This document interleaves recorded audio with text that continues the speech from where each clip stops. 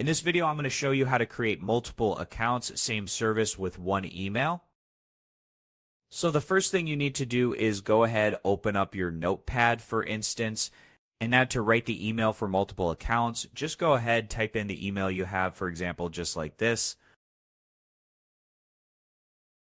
And now to add in other emails or to change it, you can add in +1 at the end of example, as you can see.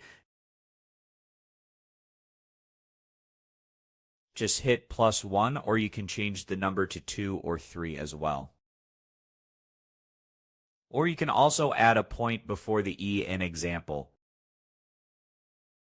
So let's go ahead to the E and then type in a point, and you can also go ahead to the end of the world or whatever you have written.